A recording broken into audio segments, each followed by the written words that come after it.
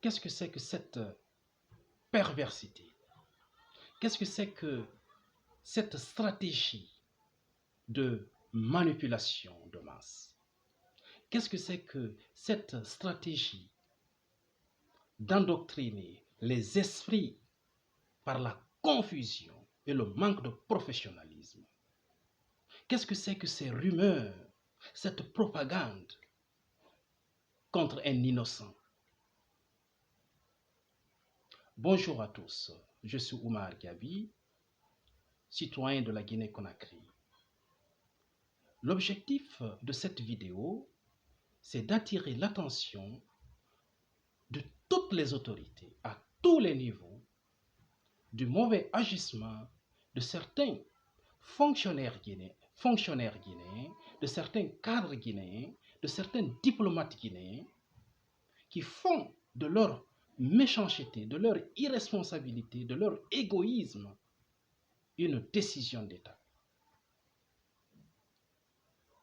Avant d'aller plus loin, je voudrais d'abord demander protection à la République sœur du Sénégal, puisque je suis actuellement à Dakar, avant que la justice guinéenne ne fasse son travail.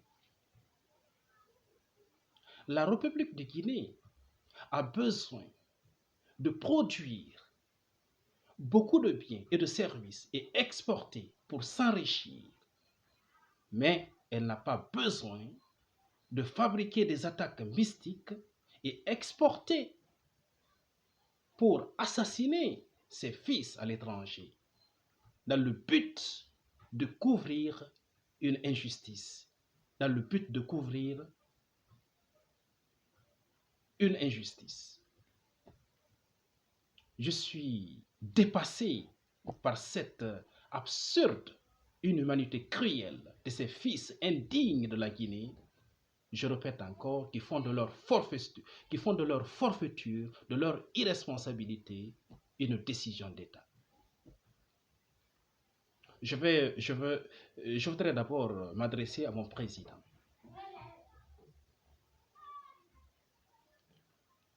Monsieur le président de la République, son Excellence, général Mamadi Doumbouya, chef de l'État, commandant en chef des forces armées guinéennes. La construction d'une nation plus juste, d'une nation équitable, demande une rupture avec des pratiques néfastes, avec des pratiques liberticides qui retardent le progrès.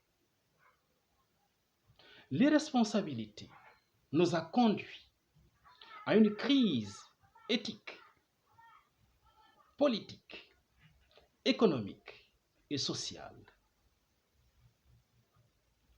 Avec l'avènement du CNRD, nous avons commencé un nouveau chapitre de notre histoire. Un chapitre dans lequel notre pays sera un pays florissant, un pays émergent. Monsieur le Président de la République, le 5 septembre 2021, notre armée républicaine, l'armée guinéenne, avec votre leadership, a pris sa responsabilité pour sortir ce pays de l'ornière, pour sortir ce pays de l'injustice, pour sortir ce pays des détournements de deniers publics. Mais très malheureusement, il y a certains cadres, certains fonctionnaires qui continuent à reproduire de leur manière, par une autre stratégie, les pratiques liberticides du passé pour continuer à priver les fils du pays du lait de leur mère. Et nous disons carton rouge à ces gens-là. Monsieur le Président, ils sont aux aguets pour m'ôter la vie, injustement. Après m'avoir spolié de mes droits, après m'avoir, en tant qu'étudiant boursier de l'État guinéen, en Fédération de Russie, plus précisément à Moscou, après m'avoir mis intentionnellement dans une situation irrégulière, en faisant de moi un sans-papier,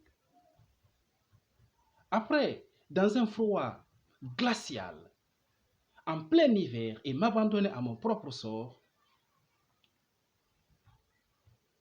il me colle une étiquette d'espion russe.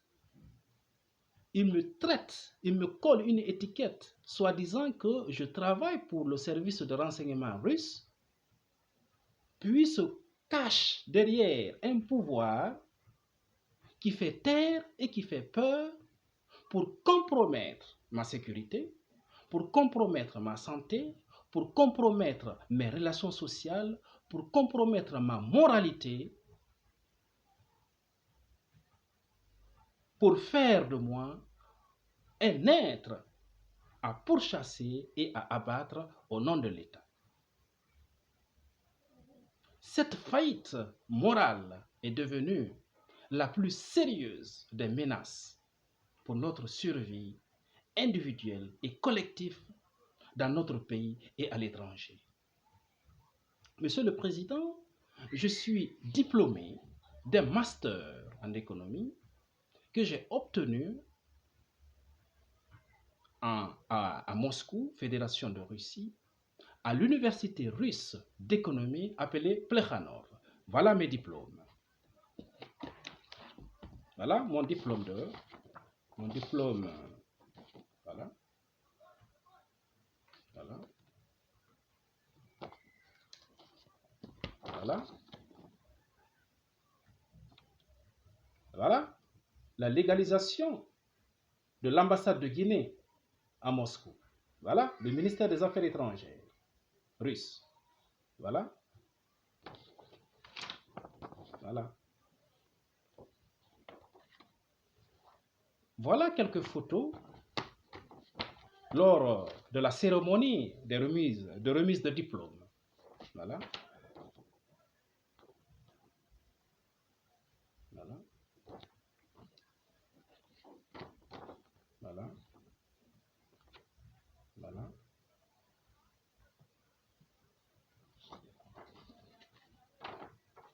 Voilà.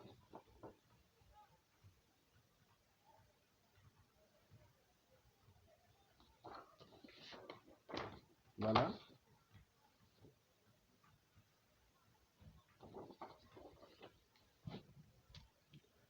Monsieur le Président, voilà. Mais je viens de présenter mon diplôme de master et quelques photos lors de la cérémonie de remise de diplôme. Parce qu'il y a des rumeurs, il y a des mensonges qui sont en train de circuler, soi-disant que je suis parti, j'ai abandonné mes études et que je me suis lancé dans l'espionnage pour le compte de la Russie. Tout ça pour compromettre ma moralité, pour essayer de couvrir leur irresponsabilité. Voilà.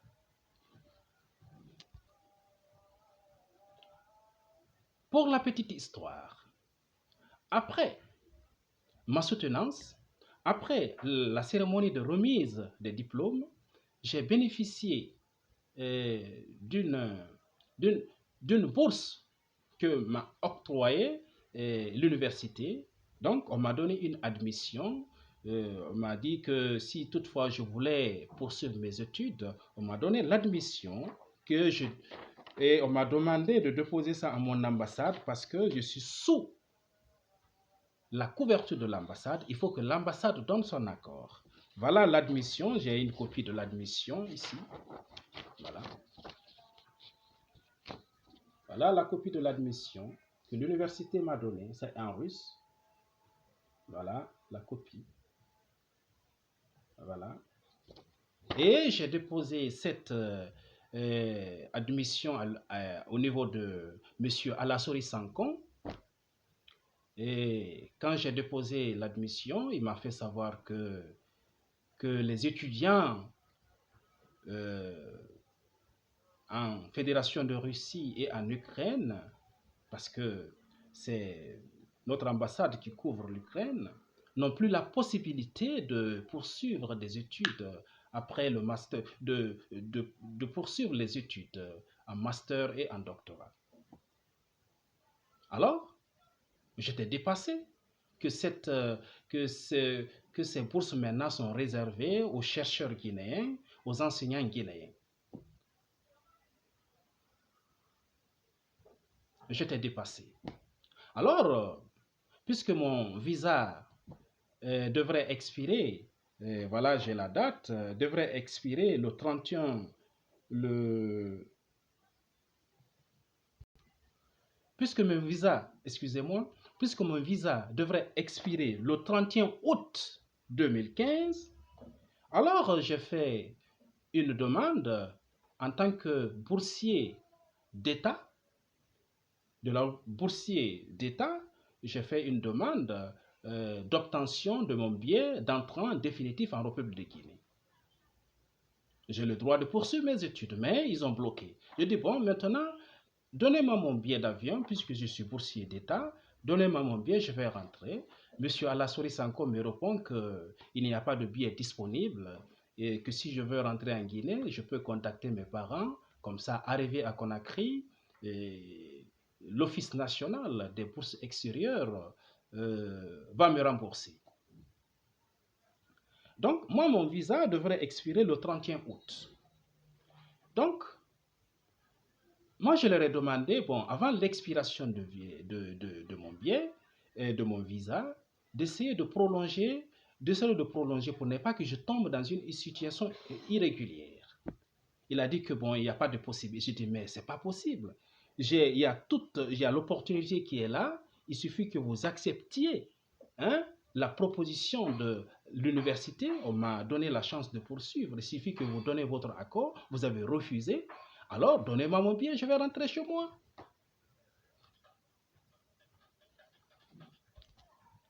Donc, ils ont écrit une lettre, ils ont fait une lettre, une note verbale qu'ils m'ont remis, que j'ai déposée à l'université. Ils ont demandé dans la lettre à l'université de prolonger mon